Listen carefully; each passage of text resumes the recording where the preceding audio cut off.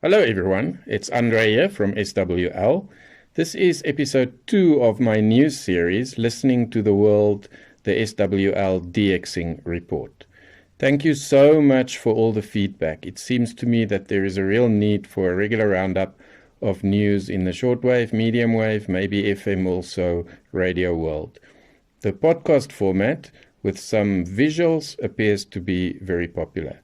So see this as your news bulletin about happenings in the radio world that you can listen to anytime, anywhere. In this episode, you will hear about another country that plans to end all FM transmissions. You will hear about New Zealand's new investment in shortwave radio, Japan's medium wave switch off, some monitoring of VOA and USAGM frequencies, and more. This week, I will start with some FM news. The Swiss Broadcasting Corporation, SRG, has announced that FM antennas in Switzerland will be switched off at the end of this year. That means Switzerland will become the second country in the world to switch off all FM transmitters. Norway was the first. They started switching off FM transmitters in 2017, and now there are none left. Norwegian people had no other choice but to buy DAB+ receivers or to listen online, and they also had to update their car radios to receive DAB+ signals. The Swiss Broadcasting Authority said that only 13% of radio listeners in the country still listen to FM, and that they will be prepared for the switch off with communication measures, whatever that means. On a more positive note, also on the topic of FM, the website Radio Today reports that the British Office of Communication, Ofcom, has delayed the launch of an online-only service from the BBC, saying that this service would have had a significant adverse impact on the competition.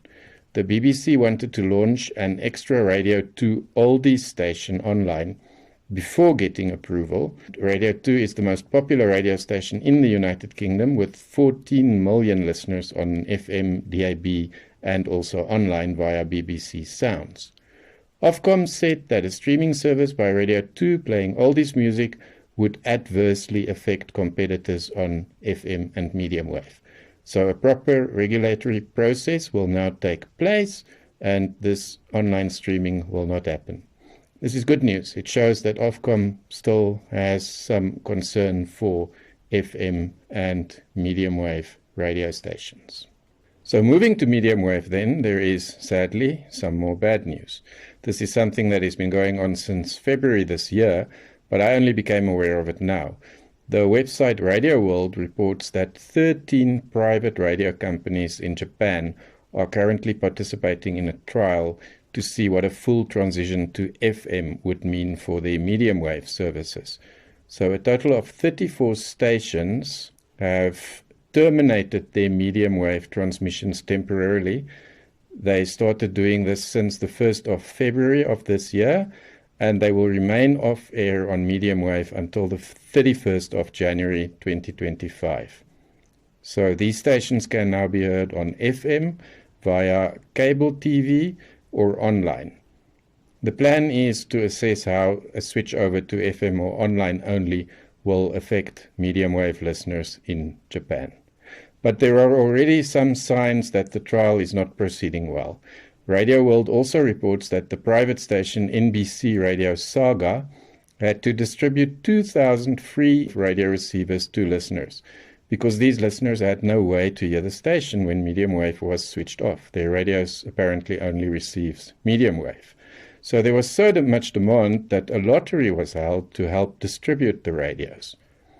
It seems clear to me that thousands of listeners in Japan rely on their medium wave radios, and a switch off just does not seem to make sense. Let's hope that these 34 stations realize that listeners rely on medium wave and that all 34 stations will return to medium wave at the end of the trial. The public broadcaster in Japan, NHK, is not participating in this specific trial. There is some good shortwave news though. Like Radio Exterior de España, which I covered in my previous episode, Radio New Zealand continues to invest in shortwave radio. Radio New Zealand International's new 100 kilowatt shortwave DRM transmitter has been installed at Rangitaiki Transmitter Center, and it is now fully operational. Tests have taken place by the Swiss technicians from the company Ampigon, which installed the transmitter. It is the newest generation TSW 2100, and this is a 100 kilowatt shortwave transmitter that is capable of switching between digital DRM and analog transmission modes. Radio New Zealand Pacific targets Micronesia, Papua New Guinea, Fiji, Samoa, Cook Islands, Solomon Islands, Vanuatu, and Tonga. But these broadcasts are widely received, often heard in Europe and North America as well. Radio New Zealand had 2 transmitters at the Rangitaiki site. Transmitter 1 was a full analog transmitter, and this one was decommissioned in November 2023. Transmitter 2 is a Thomson broadcast and multimedia transmitter. This one is an analog transmitter that is digital capable. It is the one that is currently being used, as far as I can gather, and this is the one that reaches the Pacific Islands at the moment via shortwave and DRM. The new Ampigon transmitter has, from what I can gather on the Radio New Zealand website, not been put into full service yet, but tests are happening, and I suppose it will become fully operational very, very soon. Also, good news from Radio Taiwan International. They announced on their website the frequencies for their special German and French broadcasts direct from Tamsui in Taiwan to Europe. These will happen in July and August.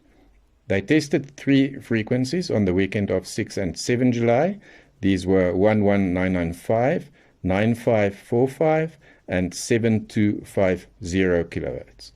Here in Johannesburg, I heard 9545 fairly well.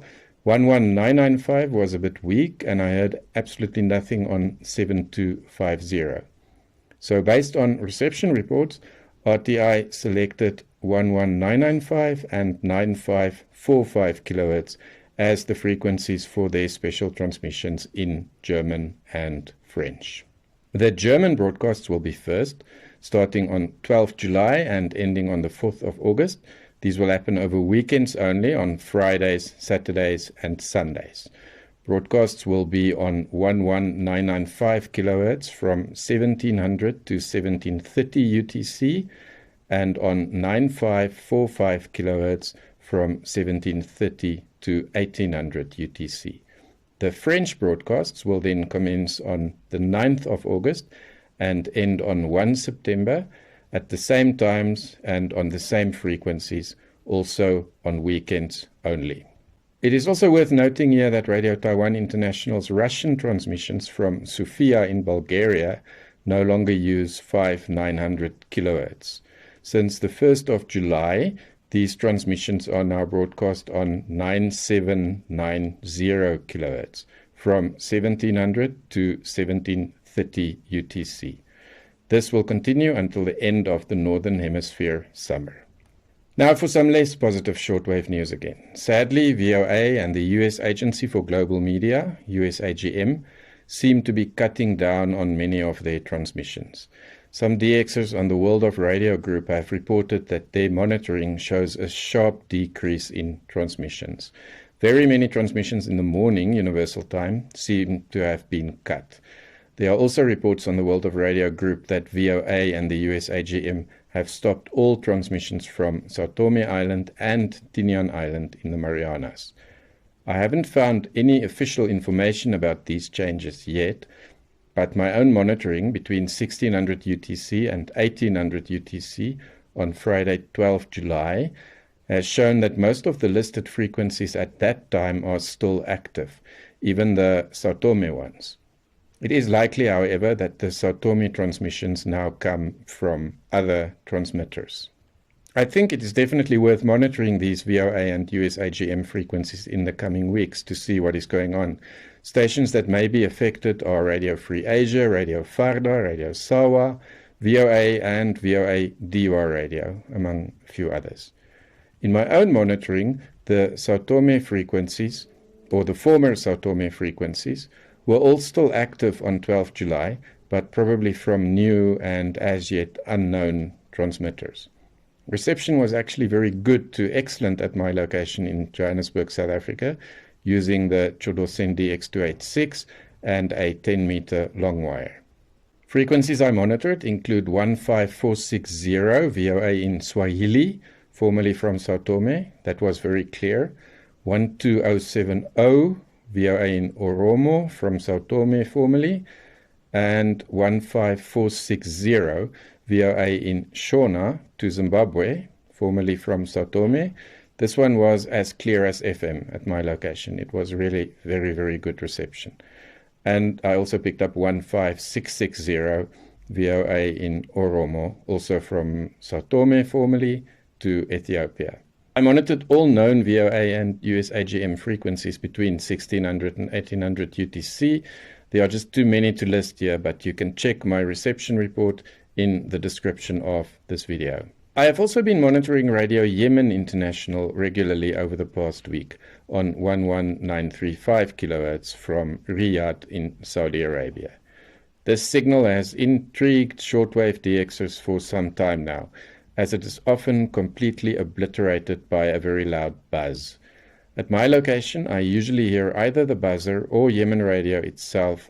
This signal is generally listed as being on air for 24 hours a day, but in my monitoring, transmission seems to end at 2100 UTC.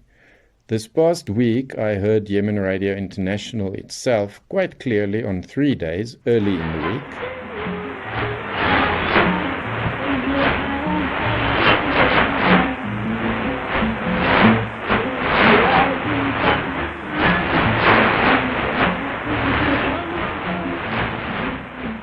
But by the end of the week on Thursday and Friday, the buzzing was back.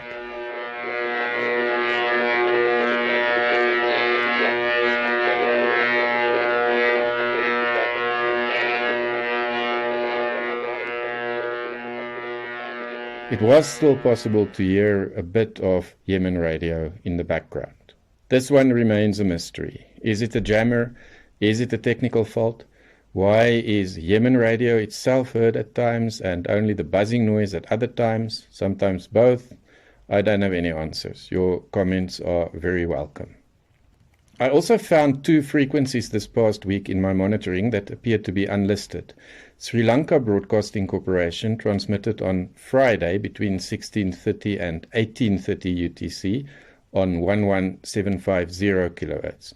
It is listed in the WRTH and on other websites as transmitting on Mondays and Saturdays only. So a Friday transmission to me seems a bit irregular. Maybe it's worth monitoring this one also, see what you hear. And I also found Voice of Korea in Korean on 9890 kHz on the 7th of July at 2000 UTC.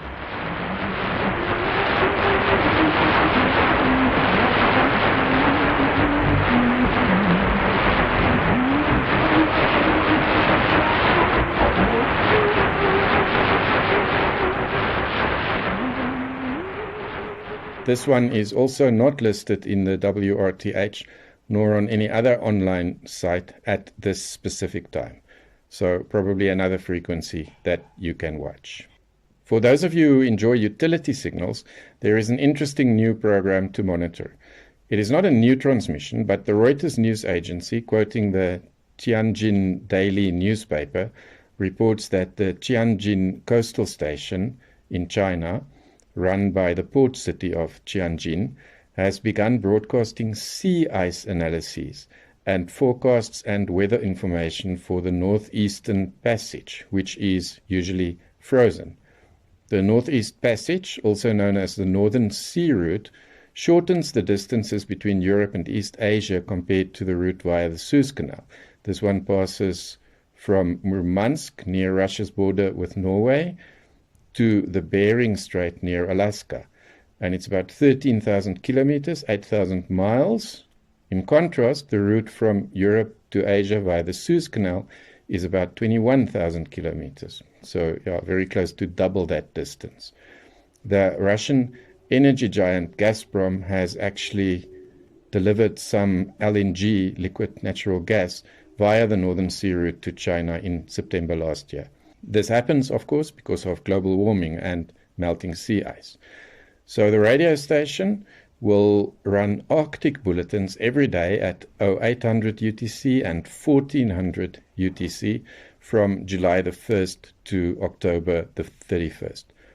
The station transmits on various frequencies in teletype, 8417.5, 8418.5, 8421, 12822 kilohertz, among others. But there are also voice transmissions in Chinese in USB mode that you can try to catch on 8755, 13092, 13122, 17269, 17341, and 17392. So this sounds like a fun one to catch. To end then, my usual propagation forecast. As predicted last week, this current weekend, we are experiencing a minor solar storm.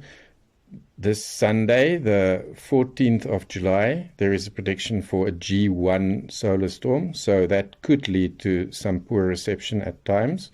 But expectations for solar activity from Monday the 15th until the 3rd of August is that it will be at low to moderate levels, meaning that DXing conditions should generally be quite good. Currently, there are no expectations of major coronal mass ejection events in this period. But of course, these are quite unpredictable. It does seem, though, that we are in for another couple of weeks of quite good DXing. Thank you for listening, and keep watching my channel for my next roundup of news and information in the radio world, which I gather from various sources online. Please leave a comment and feel free to ask me to cover news items that you are interested in.